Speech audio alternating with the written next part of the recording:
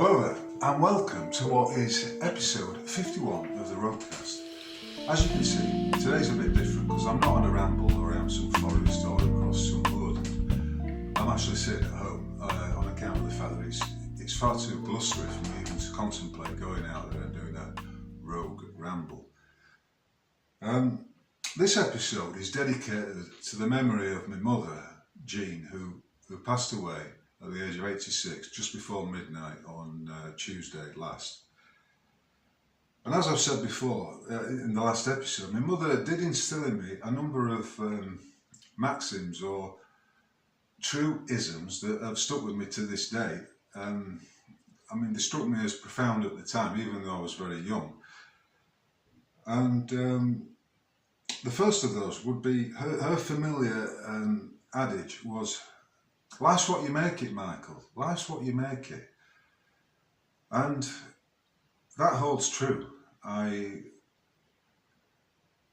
do understand that, and I do to this day extol the value of that maxim. Another one was the golden rule, of course: do unto others as you would like them to do unto you. Again, the truth of that for me is simply infallible. It's there, it's in your face, and there's nothing you can really argue against about it. However, we are living in a construct, as you know, I've stated that before, in which everything has been inverted, and deliberately so.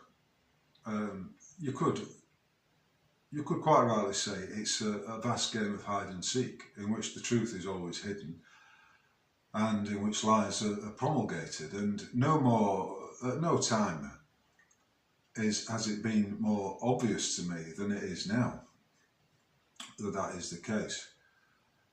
And last time I was talking about, the episode was entitled Freemasonic Sorcery, and I'm going to have to go back to it today because there are a lot of people who responded to it. I say a lot of people, this is the first point I wish to make. I currently don't have a particularly large audience on any of the social media platforms. My website, if I get 200 visitors a day, then that's exceptional to the roadmail.org site. And, in some ways, it appears to me that I'm in an echo chamber. I'm stuck on 1,600 followers on X. I have maybe 180 followers on YouTube, a greater reach on Facebook. But again, Facebook is I think the one thing they have in common is that they are limited hangouts, and whoever is controlling those platforms has the ability to use algorithms to reduce your viewership, to hide the comments and the likes and all of that. So it's when I say that the whole thing is rigged, then that is clearly the case. However, I do wonder if the whole thing is rigged by a Freemasonic cartel, in which, the members of which have all sworn these blood oaths. The higher up in Masonry you go, the greater the obligation for you to help, assist, and if necessary cover up the crimes and misdemeanours of your fellow members of the craft. And what came into my purview yesterday connects in with this, and it was a series of images of Andrew Tate and his brother Tristan, who were rearrested apparently in Romania over some. I don't doubt for a minute that they are trumped up charges, and that it is all a big pantomime. It's all one big distraction. And I look at Andrew Tate. He's got something like 8 million followers on X, and X, a platform which is controlled by Elon Musk, and Elon Musk, the nominal head of the platform formerly known as Twitter, has also been photographed doing these similar poses with his hands, these hand gestures. Now, I'm doing it now, but to me, doesn't come natural. Can I sit here like that? Well, I'll be more inclined to sit with my hands folded like this. So there is something very conscious about, that pose. And I look at the images of, say, the likes of Karl Marx, what's he called? Darwin's bulldog, Huxley, and they've all got their hands inside the pockets. You can find most of the world leaders have been photographed doing these hand signals, or indeed have an image taken of them in a studious shot. Even Napoleon had his hand inside his jacket. Now that is not a natural pose. If you're having your photograph taken or your painting done, you don't just sit there naturally with your hand inside your jacket. And of course, these are signals to those who are in the club. As George Carlin famously said, it's a big club and you ain't in it. And I'm not saying he was saying that specifically about Freemasonry, but it certainly would apply to it. So if Elon Musk has allegiances to high-level Freemasonry, then it wouldn't surprise me that Andrew Tate, if he's similarly connected, is tolerated to the length that he is and has this freedom of reach. Remember the adage of the CEO, Yaccarino, of Twitter, who said, you have freedom of speech on the platform, but you do not have freedom of reach. In other words, they throttle down on the potentiality of your post reaching a vast audience. This doesn't seem to apply to everybody, but there's a guy who I've been chatting with, messaging on to and fro on Twitter this morning. His handle is Road to Serfdom, and he's got something like 40,000 followers, but the reach of his post is similarly low like mine. Sometimes it's just in the tens of readers. That's all it is. Whereas someone like Andrew Tate and David Icke, who has 600,000 followers on Twitter, they don't seem to have this problem. They don't seem to have any restrictions on the reach of their posts. And there is information out there that would direct you into the view that David Icke is a high-level Freemason and that he is indeed also a member of a lodge on the Isle of Wight where he lives.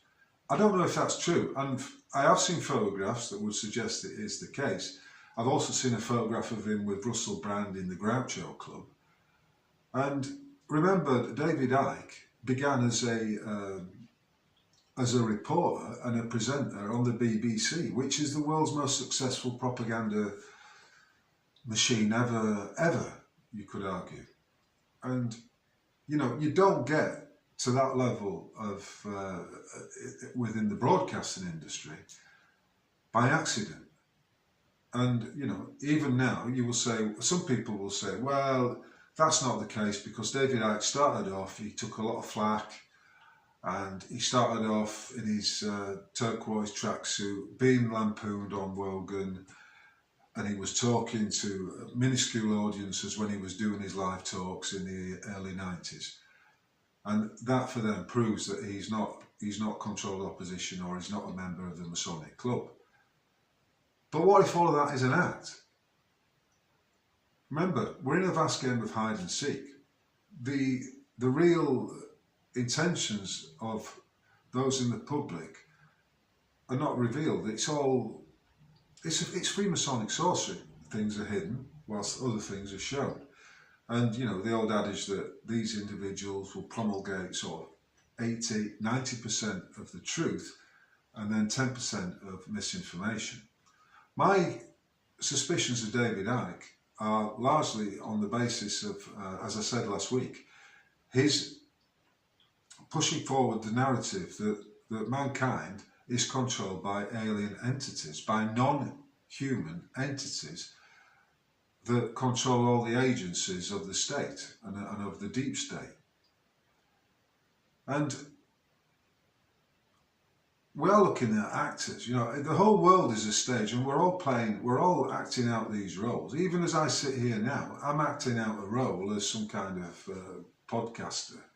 And it's a role that I enjoy. And despite the limitations on my audience, I'm going to continue doing it because I enjoy doing it. And I also need to add that last week's episode, which was episode 50, Freemasonic Sorcery, it didn't have a massive reach, but I did get some comments from people which were particularly insightful and very supportive and appreciative of the content that I'm putting out. And even if there's many people who don't appreciate the content I'm putting out, I think that it is of value, that I am contributing something of quality and something of value through the posts on my website and through the rogue rambles that I've been doing. And yet, I never seem to be able to get beyond certain the glass ceiling limit on my audiences, on my listeners, on my viewers and my readers. And why might be the case? Why might be that the case?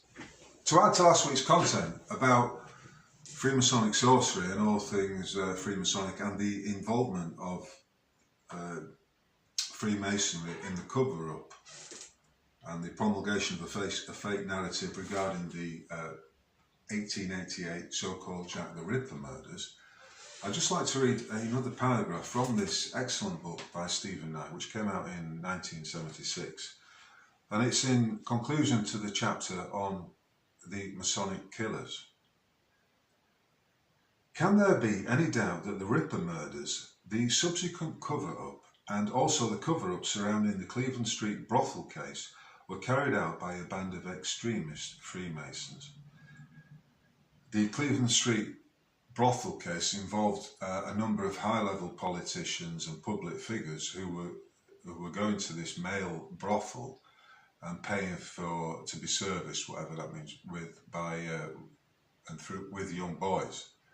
And Prince Eddie, Albert Victor, who I spoke about last week in regard to this, was also found to be a frequenter of that brothel, which makes him a bisexual, I suppose. But even Lord Euston, the prime mover in the last brutal part of the Cleveland Street cover-up, was a prominent Mason. And despite the fact that he was known to be a frequenter of the homosexual brothel, his Masonic career flourished in the wake of the scandal. The moral virtue which Freemasons professed to hold sacred was clearly of little importance when Lord Euston was made Grand Master of the Mark Masons. But then his promotion was not in recognition of his morals. It was Masonic blood money for the service he had rendered in silencing Ernest Parr. Now, in 2009,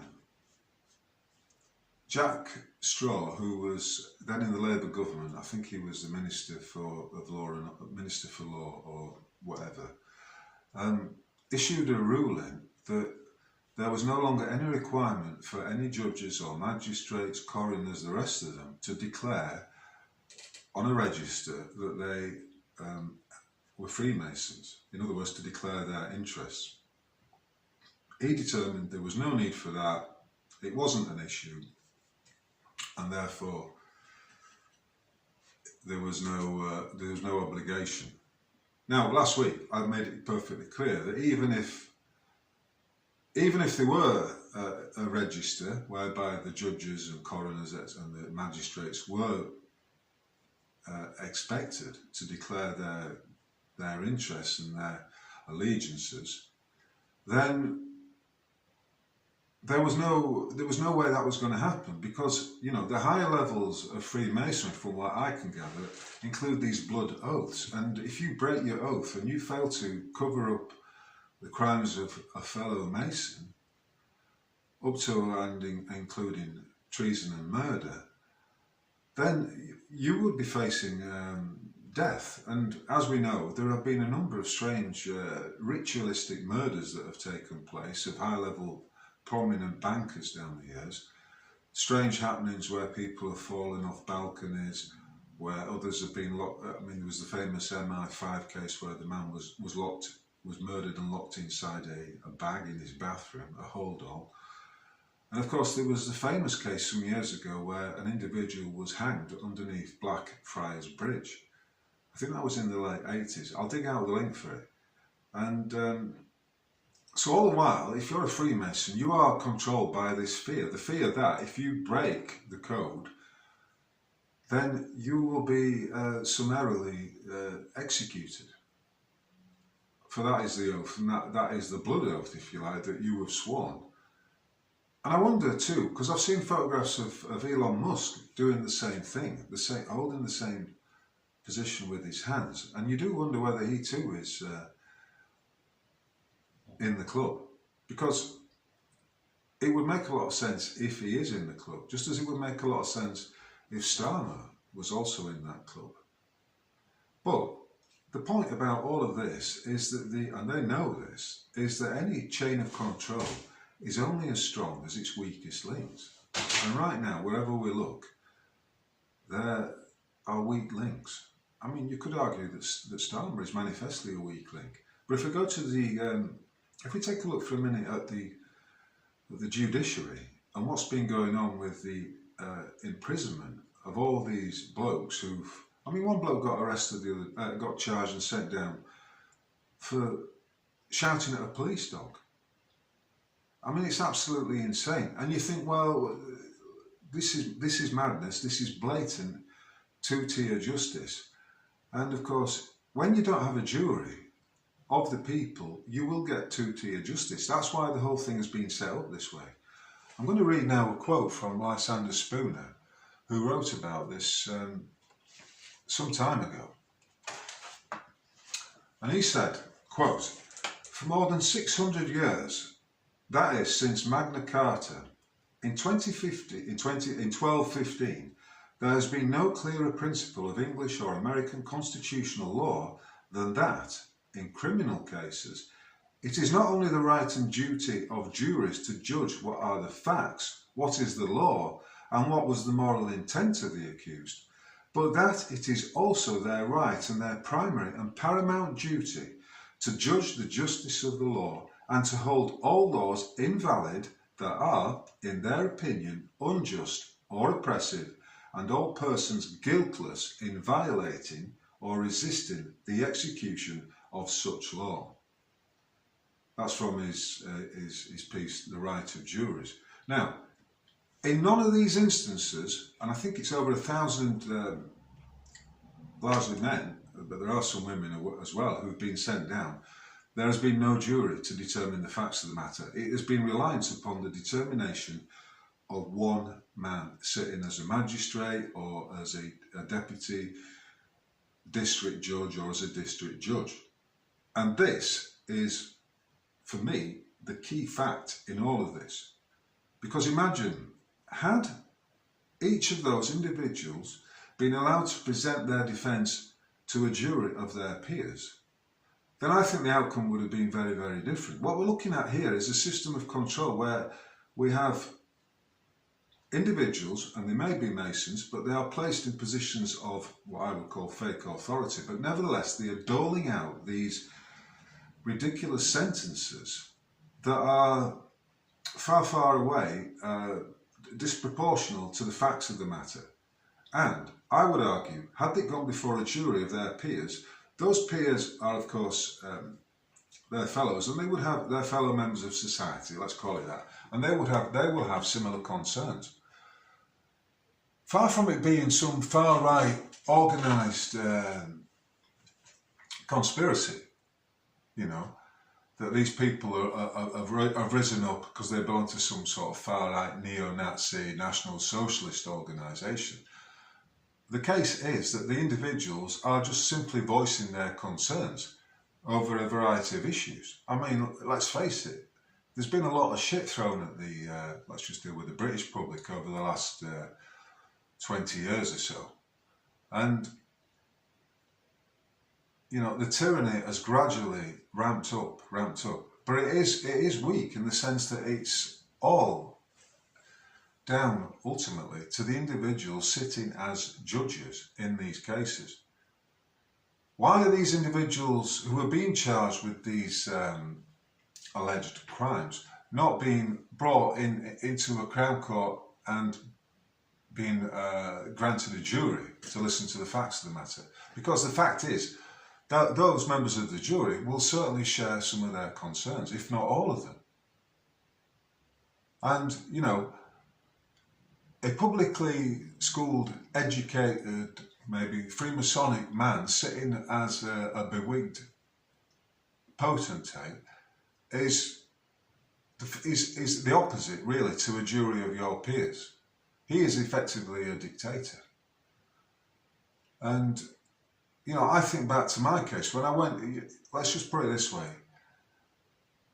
Before the Second World War, when there was a hearing for a possession claim in a county court, the requirement was that a jury would sit in situ and listen to the facts of the matter. In my case, I was, you know, I mean, looking back at it now, I probably would do all that I could to avoid going into the court, but nevertheless I did. But what we're looking at is a situation in which one man, a certain individual called Richard Inglis, was deemed to be the sole arbiter of the facts of the matter. Consequently, he did not allow any discussion of where the money had come from the alleged loan, why there was no signed contract between the parties, why there was no valid deed of mortgage, how the deed of mortgage had been signed before I was actually the owner of the house. Now, had I been able to argue these points in front of a jury of my peers, I think the outcome would have been very, very different. Just as I think the outcome would have been very, very different if these men and women had been allowed a jury to determine the facts of the matter. Because people are concerned about these matters. And the whole point of the jury is that if a law is unjust, the jury can simply chuck it out and say, no, this is horseshit, we're not having it. This man is expressing his concerns. He may not have, he may have been a bit naughty, but, you know, shouting in the face of a police dog when you're in the face of tyranny and police brutality or exertion of their influence is a valid point, and many jurors would just simply have chucked it out. Here's an interesting case from 1734, so we're going back almost 300 years here. In November of 1734, a printer named John Peter Zenger was arrested for seditious libel against His Majesty's government. Zenger admitted publishing the offending articles, but argued that the truth of the facts stated justified their publication. The judge instructed the jury that truth is not justification for libel. You see, here we have one man attempting to influence and sway the determinations of the jury. Rather, truth makes this libel more vicious, for public unrest is more likely to follow a true rather than false claims of bad governance. And since the defendant had admitted to the fact of publication, only a question of law remained. Then, as now, the jury said the issue of law was for the court to determine. Then, as now, the judge said the issue of law was for the court to determine, and he instructed the jury to find the defendant guilty. However, it only took 10 minutes for the jury to disregard the judge's instructions on the law and to find Zenger not guilty. When a jury acquits a defendant, even though he or she clearly appears to be guilty, the acquittal conveys significant information about community attitudes and provides a guideline for future prosecutorial discretion. Because of the high acquittal rate in prohibition cases in the 1920s and early 1930s, prohibition laws could not be enforced. The repeat of these laws is traceable to the refusal of juries to convict those accused of alcohol traffic. That's from Shefflin and Van Dyke, Law and Contemporary Problems, Volume 43, Number 4, and that's from 1980. And here's another quote. If the jury feels the law is unjust, we recognise the undisputed power of the jury to acquit, even if its verdict is contrary to the law as given by a judge, and contrary to the evidence. That's from the Fourth Circuit Court of Appeals, US versus Moylan in 1969. And here's one from Britain from 1884.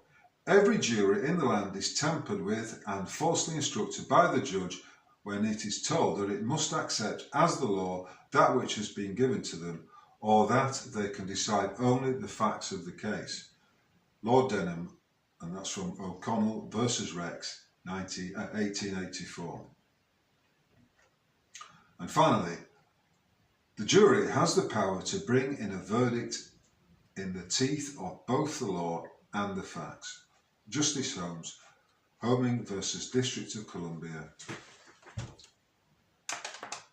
1920. So we have hundreds of years of jurisprudence which is clearly being overridden right now, ruled over by Starmer and Rowley, the probably Freemasonic chief of the Met Police. And it's an abomination because, you know, history shows us that we have the jury, and the jury is there to keep a check on the tyrannies and the overreach of government and all its agencies. And those men who have been sent down for the most ridiculous, as far as I can see, of offences, whilst others of an Islamic hue, or, you know, the agents provocateurs, those so-called Antifa agents, who so nicely had their placards ready for the so-called anti-riot demonstrations and all of that, they remain untouched. This is why people are saying there's a two-tier justice system. But a two-tier justice system, when you've got hundreds of years of jurisprudence, this attempt to impose a two-tier system on all of that, on the bedrock of the law, of the common law, is nonsense, and it's doomed to failure. And I think right now, Keir Starmer is feeling the pressure of that. He doesn't look very well to me, and he's obviously floundering because everything he's stated is built upon lies, misrepresentations, omissions of the truth. I said before that in many ways we're playing, you know, from the moment we arrive here to the moment we depart, we're playing a game of hide and seek. Certain things are being hidden deliberately, whilst you know, certain things are being sought. And, you know, as Mark Twain said, a lie can be halfway around the world while the truth is still lacing up its boots. But the salient point from that is that the truth will out. And so I remain, you know, confident that the facts of the matter, that the truth and the truth should be expressed and will continue to be expressed. But until the people, you know, refuse to accept the jurisdiction of a judge and demand that the case be heard in front of a jury of their peers, as is their right, then we will continue with these kangaroo courts and these void orders of these judges who are simply carrying out the diktats of the little man Herr Keir Starmer, or Keir Starlin, as some would correctly call him. So it's all bullshit. The attempt to disregard all those years of jurisprudence and common law is destined to fail, in my view, because there's something within us that knows the truth, that knows how a true justice system would work, and that no individual should have anything to fear from a system of justice if he's not done anything wrong, or if he's engaged in inappropriate behaviour. Inappropriate behaviour. See, already we're going into the nuanced language. If he's done something that may be determined to be an error of judgment, perhaps, like shouting in the face of a policeman. Not that I think that is an error, because, you know, if you're a policeman, you are a servant of the public, and if a member of the public is pissed off with what you're doing, you should be expected to be able to handle a bit of criticism. You know, after all, who's paying for his fucking wages? But we're in that situation where everything has been inverted, and the servants falsely believe that they are the controllers, whereas it's the people themselves who are, of course, you know, the masters. But the education system has done people down to such an extent that few of them truly realise that, and none of this is taught in the schools. None of it whatsoever. How many children are taught what constitutes a lawful contract, for instance? Should it not be the case that when we leave school, we're able to draw up our own contracts between ourselves and those which we wish to engage in for whatever services are being provided? Is it not the case that if you're going to have a correct education, you would understand how credit is created in the system, how the financial apparatus works, and how it has been hijacked for the exclusive to the exclusive advantage of those financiers who control it all.